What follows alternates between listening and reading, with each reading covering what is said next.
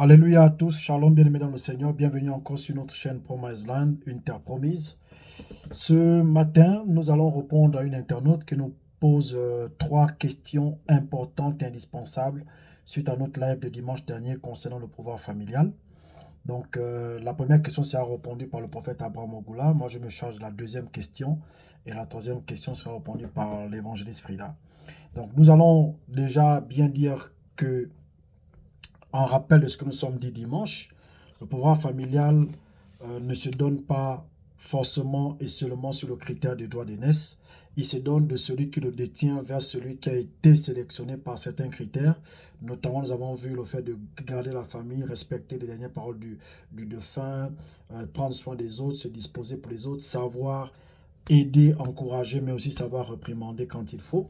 Le pouvoir familial, en général, est une force, une puissance qui fait asseoir la famille pour que tout le monde prospère. Mais ce pouvoir-là cause beaucoup de tort et beaucoup de joie dans certaines familles. C'est pourquoi c'est important pour nous d'en parler, parce que ce sont des sujets dont on ne parle pas beaucoup dans l'Église, alors que ça fait partie de la vie quotidienne et la vie familiale.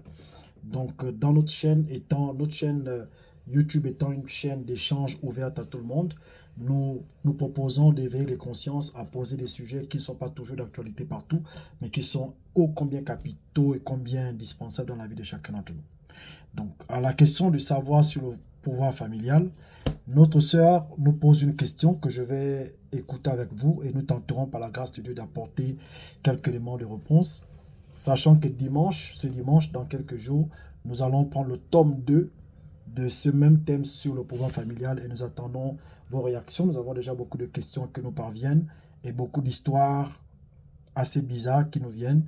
Nous y répondrons par la puissance du Saint-Esprit et par la grâce de Dieu pour le bien de tout le monde. Écoutons la deuxième question de la sœur.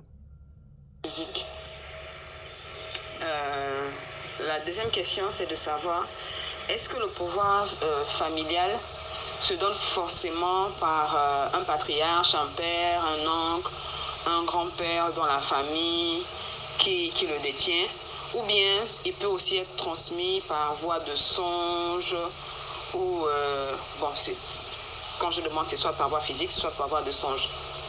Voilà, ça c'était ma deuxième question. Et moi, par exemple, j'ai un témoignage dans l'un de mes songes. Du côté de ma mère, notre totem, c'est un totem d'eau. Donc, bon, je présume que c'est de là que le pouvoir familial de mon côté maternel se tient. Parce que ma mère a toujours eu à me raconter des anecdotes de comment nos arrière-grands-parents se déplaçaient, comment ils se déplaçaient sur des poulinades, sur des poissons-chats et tout ça. Et moi-même, dans l'un de mes songes, je me retrouvais dans le village maternel de ma mère, au bord de l'Ogoué, où une femme tentait de me remettre une sagaie. Une femme tentait de me remettre une sagaie. Et du côté de mon père aussi, il y a des totems. Comme mon papa, c'est un jumeau. Donc, le totem du côté de mon père, c'est soit l'hippopotame, soit c'est l'éléphant. Donc, j'aimerais savoir, est-ce que le pouvoir familial ne peut pas se transmettre, par exemple, par voie de songe, où vous êtes endormi et puis vous voyez quelqu'un qui vient vous remettre quelque chose qui a peut-être un trait au totem de famille, ou bien quelque chose allant dans ce sens-là. Maintenant, j'ai encore une question. Est-ce que tout pouvoir... Ok, que Dieu nous éclaire, qu'il soit avec nous pour nous orienter. Donc la sœur en question veut comprendre et savoir deux choses. Dans cette question, je lis deux choses. La première chose, c'est que est-ce que c'est possible de recevoir le pouvoir familial par quelqu'un? Non, d'abord, est-ce que le pouvoir familial se donne forcément par celui qui l'a ou bien on peut le recevoir de n'importe qui? Deuxième question, est-ce qu'on peut le recevoir par voie de songe? Pourquoi? Parce que par rapport à son histoire et par rapport au totem de sa famille, elle s'est toujours vue être remis des choses en songe. Et la troisième question cachée que je ressors dans ces deux questions-là, c'est que y a-t-il un lien entre le pouvoir familial et le totem familial? Ok. Donc, pour répondre à cette question, je souhaiterais que s'il y a des traditionalistes qui s'y connaissent mieux dans le sujet, qu'ils interviennent pour nous répondre, pour nous apporter leurs expériences. comment ça se passe de leur côté, comment ils voient, comment ils expliquent ces choses-là. Ça va beaucoup nous aider à mieux cerner le sujet. Donc, est-ce que le pouvoir familial peut se donner par un oncle, par une tante ou forcément par le père? La première question, c'est que le pouvoir familial ne peut se donner que par celui qui le détient. Celui qui ne détient pas un pouvoir ne peut pas vous le donner. Parce que l'homme ne peut donner que ce qu'il a. Effectivement, il y a des pseudo-sages dans les familles qui viennent, non, je te donne le pouvoir de la famille. Mais si ce pseudo-sage-là n'a pas ce pouvoir-là en lui, il ne peut pas vous le donner. Il vous donne peut-être une bénédiction, une faveur, une grâce ou des bonnes paroles, mais ce n'est pas le pouvoir familial qu'il vous donne. Parce que pour vous donner le pouvoir familial, il faut d'abord le posséder soi-même. Ensuite, quand la personne vous le donne, la personne fait une transmission, soit physique ou soit mystique de ce pouvoir-là, en vous accompagnant dans un certain rituel pour vous faire comprendre que vous êtes détenteur ou détentrice de ce pouvoir et au fur et à mesure, des fois, vous enseignez comment l'utiliser ou comment ça marche. Ce qui cause parfois des déséquilibres dans les familles ou dans la vie des personnes, c'est que des fois, on vous a donné un pouvoir familial sans vous informer, sans vous former, sans vous expliquer le comment du pourquoi. Et des fois, dans vos vies personnelles, vous allez vivre des phénomènes assez bizarres. Je n'arrive pas à me marier, je n'arrive pas à enfanter. Tout ce que je fais, oui, j'ai beaucoup d'argent, mais je ne suis pas heureuse. Je dois toujours m'occuper de tout le monde à gauche, à droite. C'est toujours moi qu'on met ici, c'est toujours moi qu'on appelle. Pourtant, c'est pas moi qui suis ça. Donc, il y a des phénomènes bizarres qui peuvent environner votre vie. Et vous ne comprendrez réellement pas ce qui se passe. Et des fois, quand ça dépasse les limites, vous allez consulter, on dit non, mais vous êtes détentrice d'un pouvoir familial, mais dans ce pouvoir-là, vous n'êtes pas normalement appelé à vous marier. Mais là, vous voulez vous marier, ou bien vous êtes marié, après ce mariage, toute la vie s'est détruite, ou bien les enfants commencent à... Non, en principe, le pouvoir qu'on a mis sur vous là, vous n'êtes pas destiné à vous marier, mais sauf qu'on ne vous a pas préparé à cela, ou on ne vous a pas ouvert la connexion spirituelle, qu'on va dire le 3e œil, ou le 6e œil, ou on vous a pas ouvert les yeux de l'esprit. En un mot, on ne vous a pas enseigné, éduqué et formé pour communiquer, pour établir le lien entre le pouvoir qu'on vous a donné et vous-même, afin que vous sachiez comment le gérer. Et ça crée beaucoup de déséquilibre. Donc, un oncle, un tante, un cousin, une cousine, un père, une mère peuvent vous donner ce pouvoir familial à condition qu'eux-mêmes soient détenteurs de ce pouvoir familial. Parce que l'homme ne peut donner que ce qu'il a. Celui qui n'a rien ne peut rien vous donner.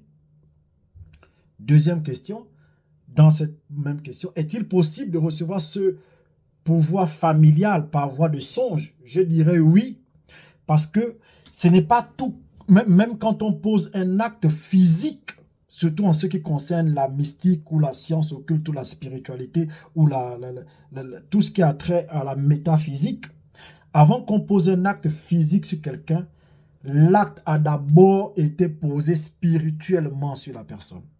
C'est comme dans les églises, lorsqu'on vient ordonner un pasteur, on vient donner l'onction, oindre un homme de Dieu. C'est que spirituellement, cette personne a déjà été ointe. Et nous, on vient seulement marquer l'action physique. Il est écrit dans Luc chapitre 4, je crois au verset 11, « L'Esprit du Seigneur l'Éternel est sur moi parce qu'il m'a oint. » Donc, en un mot, comme l'Esprit du Seigneur est déjà sur toi, il te oint. Donc, l'Esprit du Seigneur, c'est spirituel, on ne voit pas l'Esprit du Seigneur. Comme il est déjà sur toi, donc il a déjà cette onction sur toi, nous, physiquement, on vient accomplir l'acte de te oindre. Donc, le spirituel prime toujours sur le physique. Le spirituel se matérialise d'abord avant le physique. Jésus dit bien, la Bible dit bien encore dans Jérémie que avant que tu fusses formé dans le sein de ta mère, je te connaissais, je t'avais établi prophète des nations. Donc, Jérémie n'a pas été établi quand il est né, il a été établi avant qu'il ne soit né. Ça veut dire que donc spirituellement, il y a une vie qui commence avant celle qu'on vit physiquement. Donc, effectivement, le pouvoir familial peut vous être remis métaphysiquement, donc spirituellement, avant de vous le remettre physiquement. Sauf que si c'est vous qui êtes destiné à recevoir ce pouvoir familial-là, et qu'on vous l'a remis physiquement, d'une manière comme d'une autre, cet acte doit être posé aussi physiquement pour vous, pour que le pouvoir puisse s'asseoir en vous. En général, quand on vous a remis le pouvoir familial spirituellement. Et quand on doit vous remettre le pouvoir familial physiquement, il y a un temps au milieu qui se passe, qui est le temps de formation, d'apprentissage et de préparation à l'acte physique, afin que ce qui a été posé spirituellement déjà sur vous vienne se joindre à ce qu'on fait physiquement pour que le pouvoir puisse s'asseoir en vous. Lorsqu'on doit faire l'ordination d'un pasteur ou d'un prophète, on se lève pas un matin comme ça, je te oins un prophète. Il y a une séance de préparation. Le prophète, on sait qu'il est déjà oint dans l'esprit, mais il y a quand même un temps de préparation. Il faut te mettre en jeûne, il faut te mettre en prière, on te fait de lavement des pieds, il faut acheter une robe blanche, il faut aller dormir à l'église, il faut faire telle prière, tel jeûne, tel machin. Il y a tout un temps d'éducation, de préparation qui va amener à ce que l'acte physique vienne s'opérer pour se joindre à l'acte spirituel pour n'en faire que un, afin que ce pouvoir familial qui t'a été donné d'abord spirituellement et qu'on a matérialisé physiquement puisse s'asseoir et profiter d'abord et faire profiter toi-même et tous ceux qui sont dans ta lignée, dans cette destinée. Le pouvoir familial peut se donner spirituellement. Maintenant, la sœur nous dit qu'elle a souvent fait des rêves dans lesquels on lui remettait une sagaie, une dame lui remettait une sagaie et autres. Ce que je veux dire à la sœur, c'est que elle peut avoir reçu une sagaie dans le monde spirituel, mais ce n'est pas dire que c'est ça le pouvoir familial qu'elle a reçu. Elle peut avoir reçu un pouvoir dans le monde spirituel, mais ce pouvoir-là ne veut pas dire que c'est ça là le pouvoir familial. Il y a plein de gens parmi nous qui font des rêves, des songes dans lesquels ils reçoivent plein de choses, mais ça ne veut pas dire que ce qu'ils ont reçu là, c'est ça le pouvoir familial. Parce que le pouvoir familial doit être donné par celui qui le détient. Ils peuvent le donner spirituellement, mais il y a un acte physique qui doit se poser, qui doit s'opérer dans votre vie, qui montre qu'effectivement, c'est vous qui êtes appelé à ce pouvoir familial. Maintenant, troisième question sous-entendue, y a-t-il un lien entre le totem de la famille et le pouvoir familial? Je dirais qu'en réalité, le pouvoir familial et le totem de la famille sont comme le recto et le verso d'une feuille de papier. On ne peut pas les dissocier. Votre pouvoir familial aura toujours des définitions, des attributs, des signes, des liens avec le totem de votre famille. C'est comme le recto, c'est comme le côté pile et face d'une pièce de monnaie, on ne peut pas les dissocier. Votre pouvoir familial tournera toujours autour de votre totem parce que dans votre totem, il y a des interdits. Et votre pouvoir familial ne peut pas aller à l'encontre de ces interdits-là. Parce que vous sortez de quelque part, vous sortez de la tribu de telle tribu où il y a un totem qui va s'opérer, qui va agir. Parce que votre totem va se manifester sur vous par des traits de caractère. Et votre pouvoir familial sera le carburant qui va faire en sorte que ce trait de caractère soit plus puissant et plus fort. D'accord? Votre totem, c'est une voiture. D'accord? Mais pour que cette voiture-là démarre, il faut bien que votre pouvoir familial, qui est le carburant, soit mis dans cette voiture afin que la voiture démarre en toute vitesse et en toute pompe. Jésus était le lion de la tribu de Juda. D'accord? Dans ses attributs, il y avait la force du lion. D'accord? Quand il agissait, il opérait, c'est pourquoi il pouvait, comme je le disais dans une précédente vidéo, il pouvait menacer un démon, le démon sortait. C'est pas seulement parce qu'il était physique, c'est parce qu'il avait aussi en lui le caractère du lion qui fait fuir et qui fait peur à tout le monde. D'accord? Et ça, c'était à cause de sa tribu. Donc, qui n'était pas très loin de son pouvoir familial, qui était le Saint-Esprit qui l'accompagnait dans tout ce qu'il opérait, dans tout ce qu'il disait, tout ce qu'il faisait comme miracle. Donc, le pouvoir familial et le totem sont comme le recto et le verso d'une feuille de papier. Merci pour vos commentaires. Pour ceux qui ont plus de détails et plus d'explications sur ce sujet qui est très large et très profond, merci de nous les partager, surtout les traditionalistes, les mystiques, les charlatans et autres. Vous êtes les bienvenus sur notre chaîne. On a besoin de comprendre. C'est une chaîne de partage où toute idée vient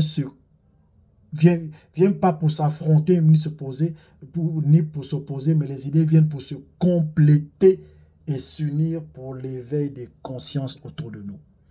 Que Dieu nous bénisse. Merci de liker, de partager. À la prochaine, au nom de Jésus.